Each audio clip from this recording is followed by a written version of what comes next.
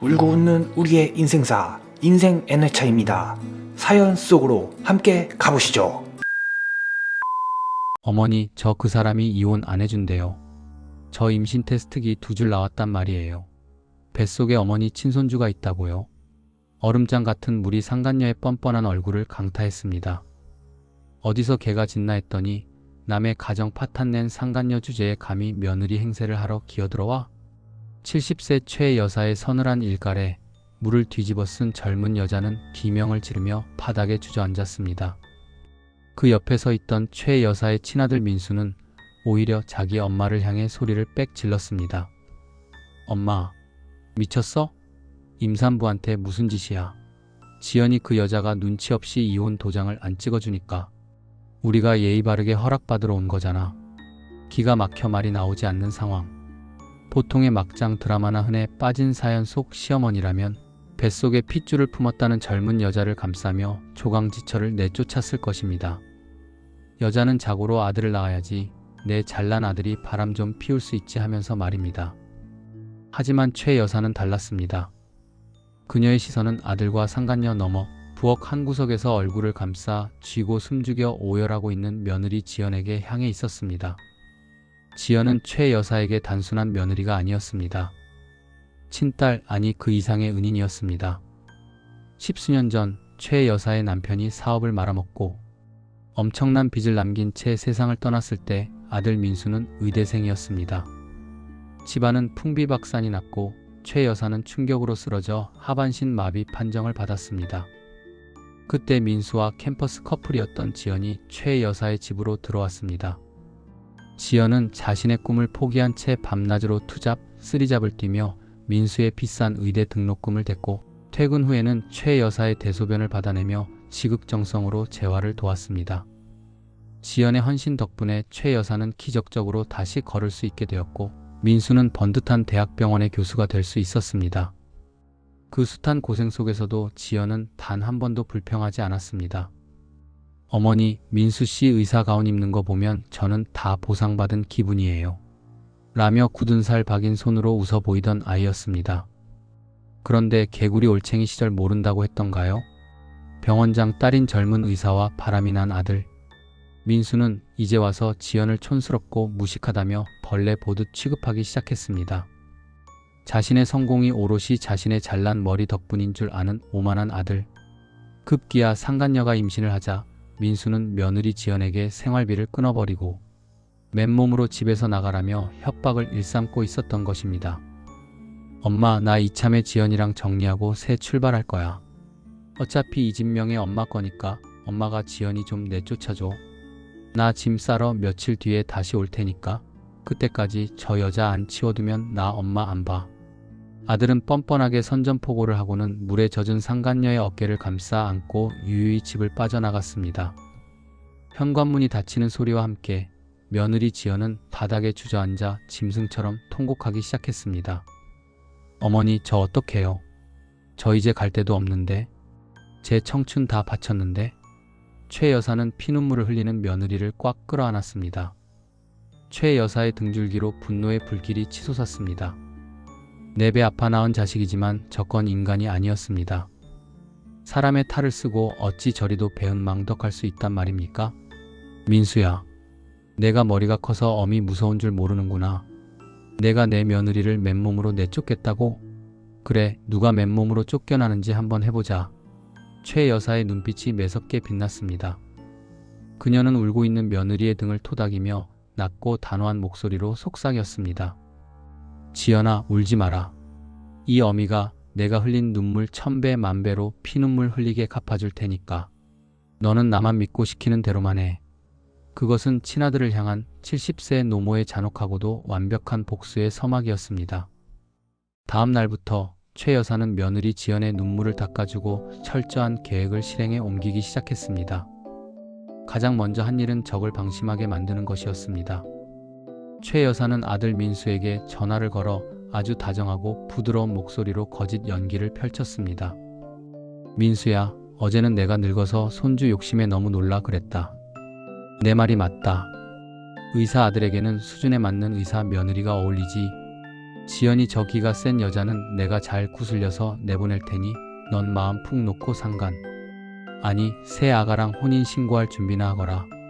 이 강남 아파트랑 상가 건물도 내 이름으로 돌려줄 테니 말이야. 그 말에 아들 민수는 뛸 듯이 기뻐했습니다. 역시 엄마는 내 편일 줄 알았어. 늙은 여우 같은 지연이 당장 내쫓아버려. 며칠 뒤에 새 며느리 데리고 인사 갈게. 자신의 완벽한 승리를 확신한 아들은 경계심을 완전히 풀었습니다. 상간녀 역시 곧 강남의 수십억대 아파트와 상가, 건물이 자기 차지가 될 거란 생각에 명품관을 돌며 호화로운 생활을 즐겼습니다. 하지만 그들이 샴페인을 터뜨리며 방심하고 있는 사이 최 여사의 칼날은 보이지 않는 곳에서 그들의 목을 향해 서서히 다가가고 있었습니다. 최 여사는 즉시 아는 인맥을 총동원해 최고급 흥신소와 이혼 전문 변호사를 고용했습니다. 그녀가 원하는 것은 단순한 이혼이 아니었습니다. 아들놈과 상간녀를 사회적으로 완전히 매장시키고 그들이 가진 모든 것을 합법적으로 빼앗아 며느리 지연에게 안겨주는 것이었습니다. 흥신소 직원들은 민수와 상간녀의 일거수일투족을 밀착 감시했습니다. 고급 호텔에 드나드는 사진, 두 사람이 주고받은 낯뜨거운 문자 내역, 심지어 상간녀가 그 늙은 시어머니 죽으면 재산 다 내 거다라며 친구들과 떠드는 녹취록까지 법정에서 빼도 박도 못할 완벽한 불륜 증거들이 차곡차곡 최 여사의 손에 들어왔습니다. 여기에 더해 최 여사는 변호사와 함께 아들 민수가 병원 자금을 횡령하여 상간녀에게 외제차를 사준 비자금 장부까지 확보하는 데 성공했습니다. 증거 수집이 끝나자 최 여사는 재산 분배 작업에 착수했습니다. 현재 최 여사가 살고 있는 30억짜리 강남 아파트와 매달 수천만 원의 월세가 나오는 알짜배기 상가 건물. 이것은 과거 며느리 지연이 밤낮으로 일해번 돈으로 최 여사의 빚을 갚고 종잣돈을 마련해 주었기에 불릴 수 있었던 재산이었습니다. 내 아들놈은 이 재산에 숟가락 하나 얹은 적이 없다. 이 모든 건 온전히 내 며느리 지연이의 것이다. 최 여사는 단 한치의 망설임도 없이 변호사, 입회하에 모든 재산의 명의를 며느리 지연에게 증여하는 절차를 마쳤습니다. 증여세마저도 최 여사가 모아둔 현금으로 깔끔하게 처리했습니다. 며느리 지연은 자신의 이름으로 된 등기권리증을 받아들고 벌벌 떨었습니다. 어머니, 이렇게까지 하실 필요 없어요. 이건 어머니 전 재산이잖아요. 최 여사는 지연의 거친 손을 꽉 잡았습니다. 지연아, 넌 내 며느리가 아니라 내 딸이다. 어미가 딸년 시집 보낼 때 혼수 하나 제대로 못 해준 게 평생 한이었는데 이제야 그 빚을 갚는구나. 넌 이 집의 안주인 자격이 충분해.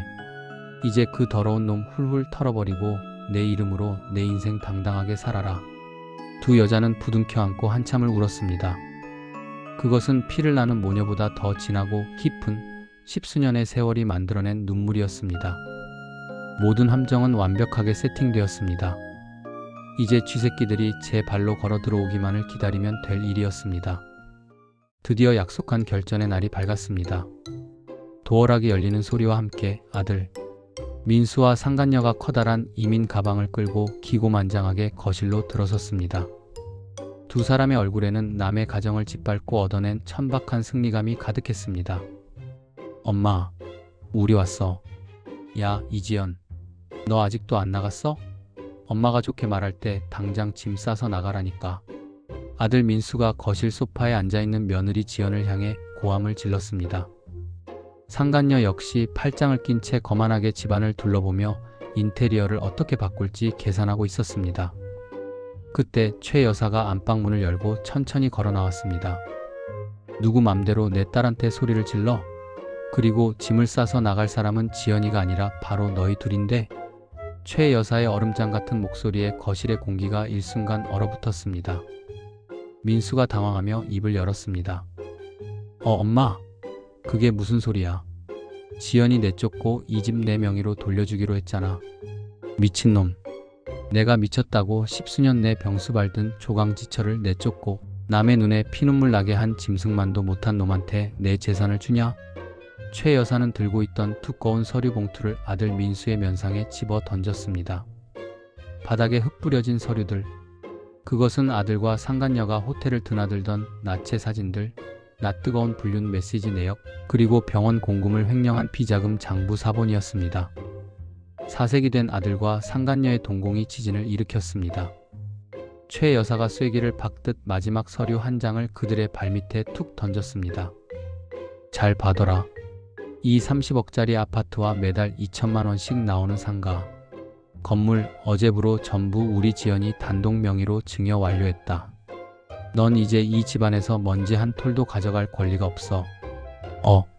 엄마, 이거 거짓말이지? 엄마가 어떻게 나한테 이래? 나 엄마 친아들이잖아. 민수가 바닥에 무릎을 꿇고 울부짖었지만 최 여사는 눈 하나 깜짝하지 않았습니다. 친아들? 조강지처 헌신을 시궁창에 처박는 쓰레기는 내 자식 아니다. 방금 내가 본 횡령 장부와 불륜 증거 전부 병원 이사장실과 니들 징계위원회에 팩스로 싹 다 보냈다. 넌 이제 의사 면허도 날아갈 거고 지연이한테 위자료 수억 원을 토해내야 할 거다. 아, 그리고 상간녀 내년도 각오해라. 상간녀 소송으로 내 집안까지 아주 탈탈 털어줄 테니까. 상황 파악을 마친 상간녀가 폐악질을 부리며 덤벼들려 했지만 미리 대기하고 있던 건장한 사설 경호원 2명이 나타나 그들의 양팔을 꺾어 제압했습니다. 뭐해? 당장 이 버러지 같은 것들 속옷바람으로 길거리에 내쫓아버려. 이 집에 발도 못 들이게 해. 최 여사의 호령에 한때 기고만장했던 아들과 상간녀는 신발도 제대로 신지 못한 채 짐짝처럼 폭도로 내팽개쳐졌습니다. 지연아, 내가 잘못했어. 한 번만 용서해줘. 닫힌 현관문 너머로 민수의 처절한 비명과 찌질한 애원이 울려 퍼졌지만 며느리 지연은 더 이상 울지 않았습니다. 그녀는 굳게 닫힌 문을 향해 옅은 미소를 지으며 과거의 족쇄를 완전히 끊어냈습니다. 몇 달 후, 민수는 횡령과 스캔들로 병원에서 파면당했고 지연에게 막대한 위자료를 물어주느라 핏더미에 앉아 일용직을 전전하는 신세가 되었습니다. 상간녀 역시 임신이 거짓이었음이 들통났고 막대한 소송에 휘말려 파산하고 말았습니다. 그 시각 눈이 부시도록 푸른 지중해 바다 위를 항해하는 최고급 크루즈 선상. 화려한 선글라스와 예쁜 원피스를 맞춰 입은 70세 최 여사와 40대 며느리 지연이 나란히 서서 바닷바람을 맞고 있었습니다. 어머니, 아니 엄마. 우리 다음 기항지에서는 스페인 요리 먹으러 가요.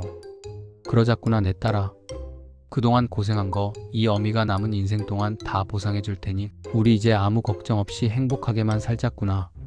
두 여자의 경쾌한 웃음소리가 시원한 파도 소리와 함께 부서져 내렸습니다. 피 한 방울 섞이지 않았지만 그 어떤 모녀보다 진한 사랑과 의리로 뭉친 두 사람.